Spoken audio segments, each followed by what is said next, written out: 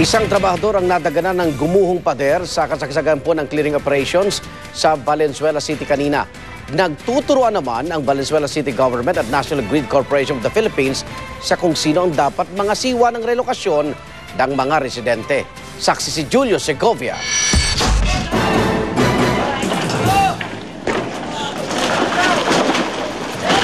Muntik na namang magkadisgrasya sa lugar na ito sa Valenzuela, kung saan dalawa na ang namatay nitong Martes dahil sa bumagsak na bahagi ng isang tulay. Dinedemolish na kanina ang mga bahay sa lugar nang mabagsakan ng pader at maipit ang trabahador na si Richard Carlos. Sa dami nga ng mga gamit dun sa loob, hindi na nagawa makatakbo, kaya naipit ako dun sa buti lang may kama saka aparador. Hindi na pumalagpa ang mga residente sa isinasagawang clearing operation ng lokal na pamahalaan dito sa mga bahay sa ilalim ng tulay dito sa Gente de Leon. Katunayan, marami nga sa kanila kusa pang giniba ang kanilang mga bahay. Si Robert Monterola, kusa nang binaklas ang kanyang bahay matapos ang 2 dekadang pagtira sa ilalim ng tulay. Ayon sa Valenzuela Engineering Office, may mga bitak na ang tulay at hindi na pinapadaanan ng mga sasakyan. Masakit. Tagal-tagal ko na rito. 1983 nandito na ako. Upa lang sa bahay ngayon magkano na. Paglipat pa. 30 pamilya silang sapilitang pinalis at inabutan ng 5,000 pisong tulong pinansyal ng lokal na pamahalaan. Pero di kontento ang ilan. Bahay po, hindi po namin kailangan mayor ang pera. Kailangan po namin bahay. Hindi kakayanin ng lokal na pamahalaan namin i-relocate lahat itong pamilyang ito. No, bukod sa walang lupa na available ngayon, wala rin pondo na available. Ang usapin ng relokasyon ng mainit na tinalakay ni Valenzuela Mayor Sherwin Gatchalian at ng kinatawa ng National Grid Corporation of the Philippines o NGCP sa programang Unang Hirit kanina. Kaninong kargo ba ang paglilipat sa mga residente? In other jurisdictions po, talagang nakikipag-coordinate kami sa LGU and it's always the LGU who takes the initiative. Suporta lang po kami kasi kami po yung pribado. Wala po kaming karapatan na pumasok doon at mag-demolition, etc. Hindi, siguro with proper coordination, bibigyan kayo ng we cannot initiate po. I mean, that's the problem. We will support certainly. With all due respect again kay attorney, hindi nila pwede gawin kami security guard ng kanilang mga pagmamayari. Correct. Hindi ko kami security guard. Kayo mag-initiate, tutulong ko kami. Pero hindi ko naman pwede na hindi kayo nakikipag-communicate. In fact, ako 10 years na ako dito. May barangay chairman ba doon? Meron po, pero 15 kilometers po. In fact, Mayor, we've written you po several times and nakikipag-ugnayan po ang aming legal department. Last week lang po, meron ng mga informal settlers. Again, pumapasok sa inyo, pinahinto ho namin.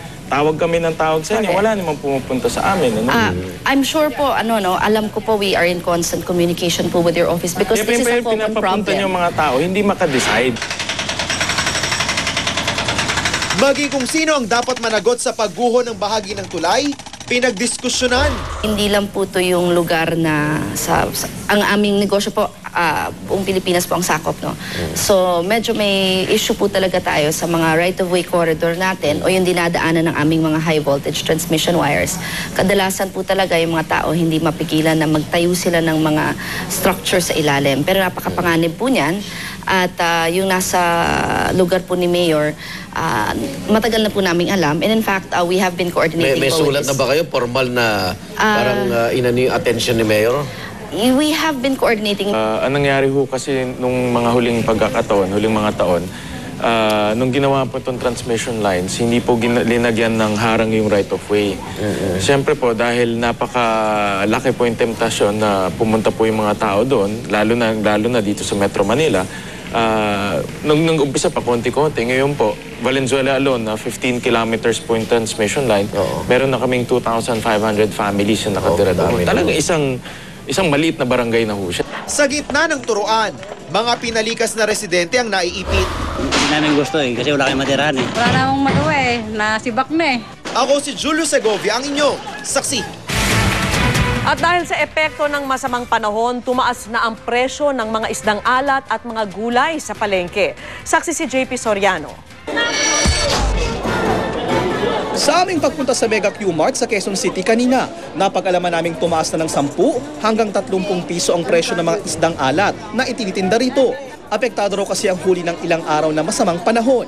Kabilang sa mga nagmahal sa palengking ito ang galunggong, matambaka, alumahan, yellowfin, tawilis, gayon din ang hasa-hasa, salay, bisugo at dalagang bukid. Ayon sa Bureau of Fisheries and Aquatic Resources, hindi nakapalaot ang maraming mangingisda nung kasagsagan ng masungit na panahon, kaya apektado ang supply. Walang nanghuhuli talaga. Kung halimbawa isang linggong may bagyo, talagang hindi lumalabas yung mga commercial fishers. Kasi yung commercial fishers, malaki yung contribution yan eh. Dahil sumipa ang presyo ng mga isdang alat, apektado ang benta. Yun yung bibili ng 1 kilo, ginagawa na lang 3/4. Yung bibili ng kalahati, ginagawa na lang mga 4 na guhit. Ganun na lang ako nagbabawas talaga. Hirap na makatawad ang ilang mamimili. Kaya iba na ang diskarte para mapagkasya ang budget. Party-party na lang. Maraming halimbawa maliliit. Pagpaparty-party sa mga bata para makatipid ng konti. Mabuti na lang, bumaba ang presyo ng mga isdang tabang tulad ng tilapia at bangus. Maging ang gulay mula sa Baguio, nagmahal din dahil sa naapektuang delivery sa gitna ng masungit na panahon. Ako si JP Soriano, ang inyong saksi. Samantala, bukas na po nakatakdang maglabas po ang Judicial and Bar Council ng long list na mga pagpipilian bilang susunod na Chief Justice. Saksi si Lia Manyalak del Castillo. Dahil lalo pang bubusisiin ng Judicial and Bar Council o JBC, posibleng mabawasan na raw bukas ang 24 na natirang nominado para maging Chief Justice. We will also look into their prima facie qualifications. Tomorrow we're scheduled to meet again to come up with a long list. When we say the long list, yun yung listahan na ipapublish natin so that the public may submit their opposition or comments regarding the possible nominees. Sa 6 na Associate Justice na nasa listahan, 3 ang magkakasamang dumalo sa inauguration ng Hall of Justice sa Angeles City, Pampanga na pinondohan ng World Bank sa ilalim ng kontrobersyal na Judicial Reform Support Program. Si Associate Justice Maria Lourdes Sereno umiwas sa media, habang sina Associate Justices Antonio Carpio at Teresita Leonardo de Castro matipid ang mga sagot sa amin. I will not turn down the opportunity to serve the judiciary. Because I belong to the first 5 most senior justice. Ma'am, do you think it's time to have a female Chief Justice? No comment. Kasama pa rin si Justice Secretary Laila De Lima sa mga nominado at hindi raw hadlang sa ngayon ang nakabinbing disbarment complaint laban sa kanya. Pero pagdating sa shortlist na isusumite sa Pangulo, at the time of voting, kailangan na-resolve na yung mga disbarment cases in her favor. Sa July 24 hanggang 27, inaasahang magsisimula ang public interviews ng JBC. Ako si Lia Manyalak del Castillo, ang inyong saksi. At sa ibang balita, kinumpirma ni Pangulong Aquino na nagkakaroon ng negosasyon sa pagitan ng Liberal Party, Nationalista Party at Nationalist People's Coalition kaugnay ng posibleng pagbuo ng koalisyon para sa 2013 elections. Narito po ang report. Sa NPC. I think the talks were very, very successful, but I will leave it up to our party president, Marojas, to make the appropriate announcement. So yung KAW naman po? NP and NPC. Mismong si Pangulong Aquino nagkumpirma na nakikipag-usap ang Liberal Party sa Nationalista Party at Nationalist People's Coalition para sa posibilidad ng koalisyon para makompleto ang kanilang senatorial slate sa 2013 elections. Sa ngayon, sinusubukan pa rin ng GMA News na makuhang panig ng Nationalista at NPC tungkol dito. Pero bago nito, sinabi ni LP Vice Chairman Senador Franklin Drilon na mahihirapan daw ang LP na makompleto ang kanilang senatorial slate kung sa partido lang daw kukuha ng kandidato.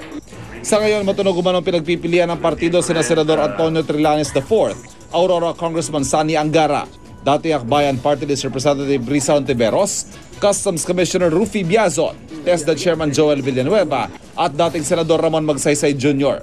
Kabilang din daw sa mga pinagpipilian ng pinsan ng Pangulo na si Bam Aquino at si Senador Coco Pimentel na kumala sa United Nationalist Alliance o una kamakailan. Yan ay matapos formal na isama sa lineup ng una si dating Senador Mig Subiri.